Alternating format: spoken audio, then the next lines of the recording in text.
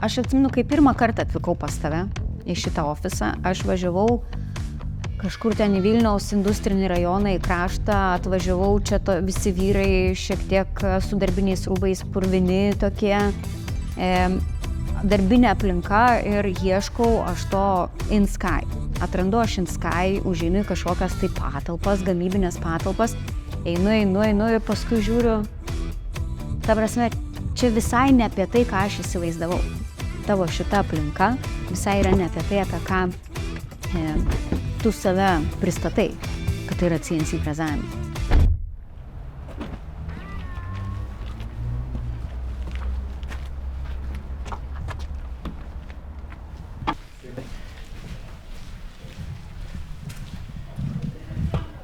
Tuk.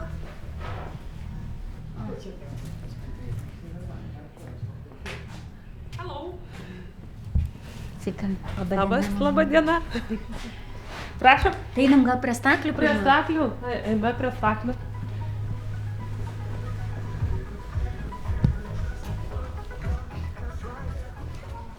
Inga, pirštais liečiu kopas. Taip. Ir kaip šitas aparatas gali padaryti tokį dalyką? Tai šitas aparatas tikrai gali padaryti ir ne tik tai kopas, bet ir dar daug visokių kitokių dalykų. Tiesiog reikia kurti, bandyti ir viskas pavyksta. Tai o šitą būtent kopų motyvą tai paprašė išfrezuoti mūsų bendra pažįstama Viktorija, labai faina dizainerė, kuri pajūrio apartamentams sugalvojo padaryti tokį dekorą. Mes darėm kelis bandymus ir pasilikom prie tokio gilesnio, išraiškingesnio rašto. Tai čia yra kaip interjero detalė. Taip, čia bus toksai interjero dekoras pajūrio namams. Ir viskas taip švelnu, viskas taip tekančių, tokius banguojančių. Kaip išgauti šitą dalyką? Labai tokios organiškos, aptakios, gražios formos. Iš tikrųjų, tai tokius dalykus galima išgauti skirtingų frezų pagalba. Mes, pavyzdžiui, turime 12 automatiškai besikeičiančių įrankių.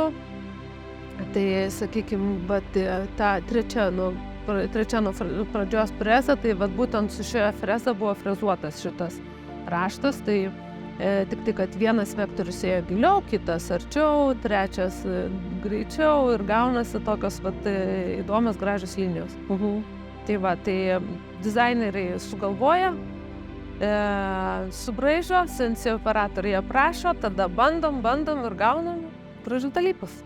Kodėl verta būti savo verslo savininku?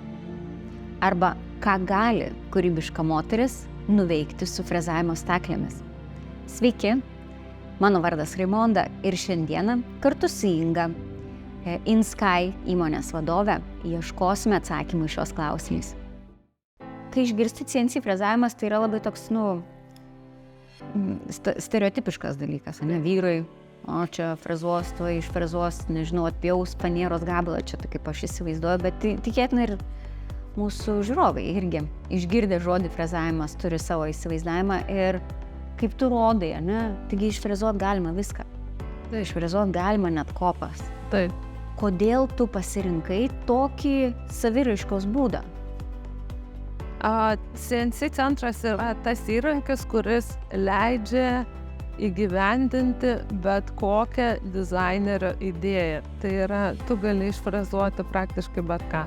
Bet kokią formą, ar tai bet kokį tai ornamentą, ir tai yra tikrai labai geras įrankis. Ir kai reikės sugalvoti, kokį verslą daryti, tai CNC centro įsigijimas buvo viena iš pagrindinių opcijų, nes jisai gali įgyvendinti praktiškai visas idėjas. Greitai, tiksliai, taip kaip tu nori, taip kaip tu sugalvoji. Inga, tu paminėjai, kad kai reikėjo kurti verslą, sakyk, kodėl reikėjo kurti verslą? Nes aš labai ilgus metus dirbau kaip samdoma darbuotoja ir atėjo toks momentas, kad nusprendžiau ir vyras labai mane skatino ir pati galvojau, kad jau metas dirbti tikrai savo ir turėjau iš tikrai labai daug žinių ir patirties interjero dizaino, baldų gamybos srityje. Ir dėl to nusprendėm, kad metas dirbti savo. Taip ir atsirado InSky. Inga, o kai tu pradėjai savo verslą, kai susidūrėjai su ta realybė? Aha, juokiesi dabar. Buvo iššūkis iš tikrųjų, bet aš tai juokiuosi, kad čia mano toks gyvenimo universitetas, kur aš baigiu verslo vadybos, marketingo, po to ten kokių ten dar... HR, komandos valdymo. Komandos valdymo, tai čia mano yra universitetas, kuriame aš mokausi gyvai, ta prasme, iš karto. Praktika. Man be teorijos. Teorija paskui ateina, ne? Ne, dažnai aš pasižiūriu visokius mokymus, labai dabar žiūriu mokymų daug, kur tiesiog tave moko, kaip tai padaryti, nes žinių visą laiką trūksta ir tu tiesiog mokaisi on the go. Ta prasme, jeigu tau reikia kažko sužinoti, tu eini į YouTube arba į BNI mokymus ir ieškai informacijos, kaip tai padaryti geriau, greičiau ir kokybiškiau ir taip toliau. Tai čia kas liečia įmonės steigimą ir jos valdymą. Aha. Ir dabar pasižiūrėjus, kiek laiko InSky veikia kaip įmonė? Tuoj bus 2 metai. Tuoj bus 2 metai. Sveikinu. Taip. Sveikinu. Pakviesiu į vakarėlį. Taip. Pirmi 2 metai, kaip ir vaikus auginti, sunkiausia. Taip. Tu prieš porą metų turėjai sprendimą būti savo verslo vadove. Taip. Kilai į žvaigždes, trenkeisi į žemę, paskui vėl, žinai, tie tokie kalneliai, kaip ir kiekviename versle. Palyginus dabar, kai tu dirbai samdomą darbą, taip, ir dabar, kai esi savo verslo vadovė, 3 pliusai ir 3 minusai būti savo verslo vadovė prieš palyginus su... Labai geras klausimas. Turėti savo verslą, tai galbūt pliusai pagrindiniai, tai kad tu esi pats savo vadovas, tai yra, kad tu gali planuotis ir dėlioti savo laiką, savo grafiką, savo finansus savarankiškai. Nelabai esi nuo ko priklausomų. Minusas, kad ant tavo pečių užgula labai milžiniška atsakomybė, tai yra tu atsakingas ne tik tai už save, bet ir už darbuotojus, kur gali mėnesio ir sumokėti algas ir taip toliau. Ir va, tai yra tikrai didelė atsakomybė. Nepasakyčiau, kad tai minusas, bet tai yra toks, žmonės turėtų pasverti, ar gali savo leisti prisimti atsakomybę ne tik už save, bet ir už kitus, nes tai yra iš tikrųjų didelė atsakomybė. Tai va, iš pliusų, kas dar yra, kad tu gali, būdamas savo verslo vadovu, gali išsirinkti sritį, kam tu vadovausi. Ta prasme, susikurti savo darbo vietą tokią, kokios tu nori. Darbo aplinką tokią, kokios tu nori. Tai čia yra, aš manau, kad tai yra dideli pliusai.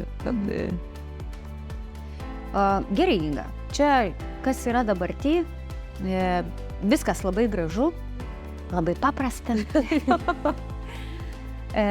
O ką tu matai ateityje savo įmonės? Į kur tu ją augini?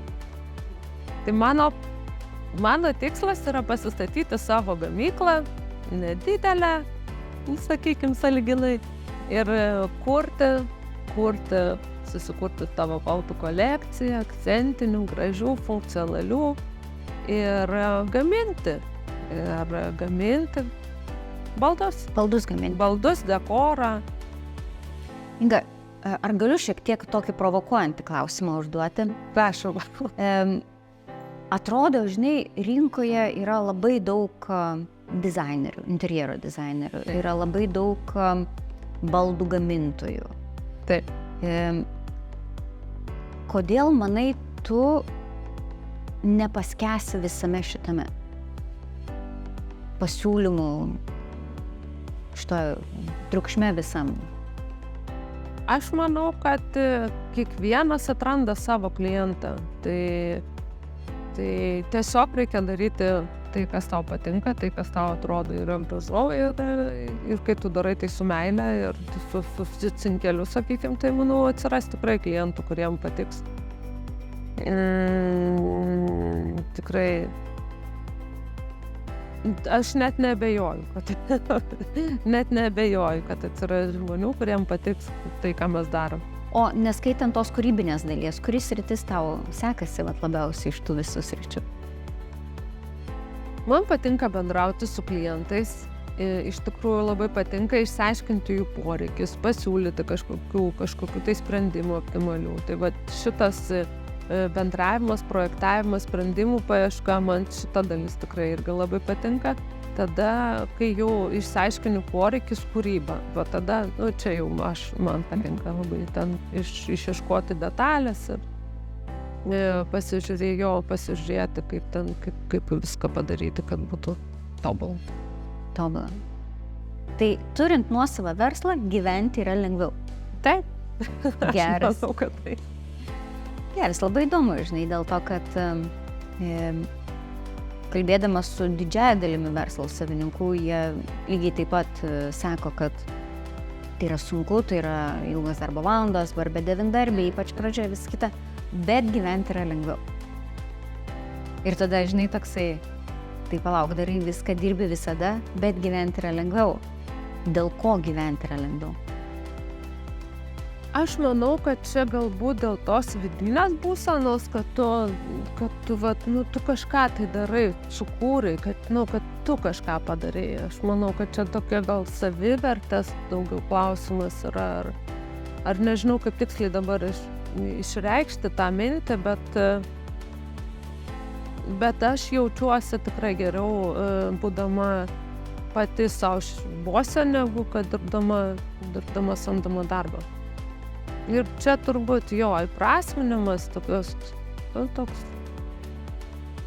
kitoks tas jausmas, geras, žinai. Jo, man pavyko. O jas. Dar ne ten, kur noriu būti, bet aš pakeliu, mažai žingsniukais pakeliu, ten, kur aš noriu būti. Iš tikrųjų, labai noriu pasidžiaugti, nes man labai smagu ir tokioje aplinkoje būti pirmas dalykas, kuri atspindi tave kaip savo verslo savininkę. Tai džiaugtis tavo visada ta tokia gera emocija, to tokiu jausmu, kurio neina paaiškinti. Taip, aš nepataisoma optimistė, aš nežinau kodėl. Ja, nepataisoma optimistė. Tokia tipinė verslo savininkė, nepataisoma optimistė. Varau 24 valandas per parą, bet žinau, kodėl tą darau. Taip. Man tas patinka, turiu savo tikslą, eisiu į ten. Tai ačiū tau labai. Prašau. Ačiū tau, kad daliniesi. Ačiū tau, kad atvykot. Ringos įmonės, netgi pavadinimas InSky, iš tikrųjų ir pasako, kad ribų nėra. Mes patys esame savo ribos. Kiek mes norim, kiek mes galim, tiek mes ir pasieksim. Tai nėra ribų, iš tikrųjų.